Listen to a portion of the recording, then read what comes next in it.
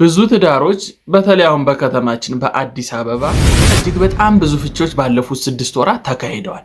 ከነኚህ ፍቺ ውስጥ 1560 አካባቢ የሚሆነው በተጋቡ በ30 ቀን ውስጥ ነው የተፋቱ።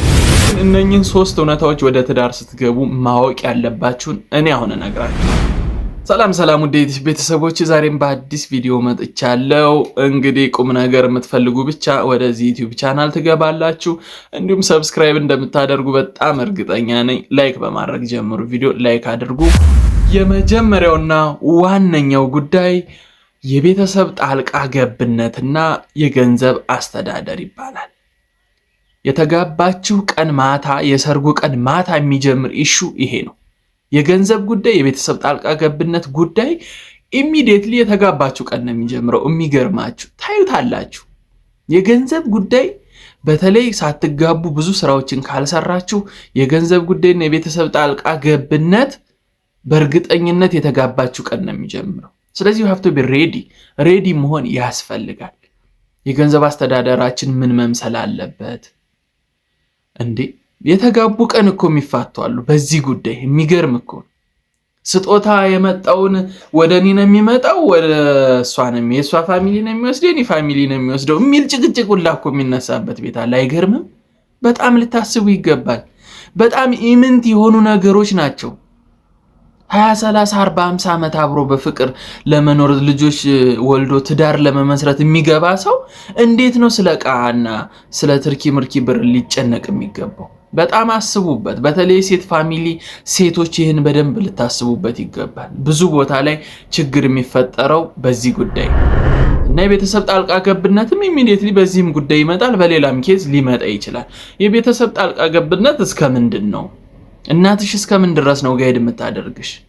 ያንተ ፋሚሊዎች እስከ ምን ድረስ ነው ጋይድ የሚያደርጉ? በራስ መወሰን የምትችለው እስከ ምን ድረስ ነው የሚለውን በደንብ ማሰብና ለህይወታችሁ የሚጠቅመውን ብቻ በመወሰን ማለፍ ያስፈልጋል። ስለዚህ የገንዘብ አስተዳደራችሁና የቤተሰብ ጣልቃ ገብነታችሁን ከጋብቻ በፊት ማኔጅ እንደምታደርጉ ተነጋገሩ፣ አቅዱ፣ አስቡ። ድንገት ይሆንባችኋል። እንዲህ ነው መሆን ያለበት ስትባሉ በቃ ኤክስፒሪየንስ ስለሌላችሁ በትዳር ህይወት በቃ እሺ የማለት ነገር ይመጣል። ከወዲሁ ከተዘጋጃችሁ እንዲህ መሆን አለበት ብላችሁ የምታቅዱ ከሆነ ግን which is ምንም ነገር ሲመጣ ዲሳይድ ታደርጋላችሁ። ስለሚጠቅማችሁ ቅድሚያ ሬዲ መሆን አለባችሁ በገንዘብ አስተዳደርና በቤተሰብ ጣልቃ ገብነት ጉዳይ። ሁለተኛው እና ዋነኛው ጉዳይ ግን ደስታ ብቻ ብላችሁ አስባችሁ ስትገቡ ትጎዳላችሁ፣ ኦር ትዳራችሁን አደጋ ላይ ትጥላላችሁ። ብዙ ቻሌንጆች አሉ። ብዙ የማይነገሩ ችግሮችና የማያልፉ ስቃዮች ሊያልፉ ይችላሉ። እነኛን ታሳቢ ማድረግ ያስፈልጋል። እቅዳችሁ ውስጥ ወደ ትዳር ስትገቡ ቻሌንጅም አለው ደስታም አለው ብላችሁ ብትገቡ ጥሩ ነው። ደስታ ብቻ ፍለጋ ስትገቡ ያኛው አካል ምናልባት ደስታ ላይ ሰጣችሁ ይችላል፣ ሊቀየር ይችላል። በብዙ መንገድ እንደጠበቃችሁት ላታገኙት ትችላላችሁ። ስለዚህ ጀስት እቅዳችሁን ኦር ደግሞ ፊሊንጋችሁን ስለ ትዳር ያለውን ፊሊንግ መጀመሪያ በቃ ህይወት ነው የምጀምረው፣ ማለጣበት ህይወት ነው።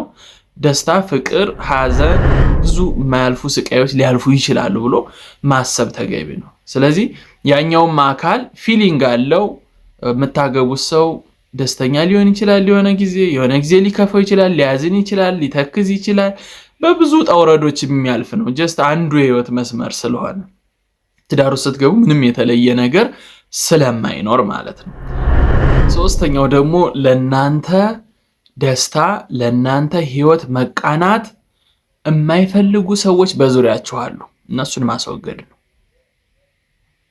ወዳጅ ይመስላሉ፣ እናት ትመስላለች፣ እህት፣ አጎት፣ አክስት፣ ማንም ሊሆን ይችላል። ለናንተ ህይወት መቃናት፣ ለናንተ ትዳር መሰናክል መስሎ ከታያችሁ which is ሪጀክት ማድረግ ግዴታ ነው። እንደዛ ካልሆነ መኖር ይከብዳል። ብዙ ቻሌንጆች እንድታሳልፉ ያረጋችኋል። ስለዚህ እነኚህን 3 ምክሮች ኦር 3 እውነታዎች ናቸው።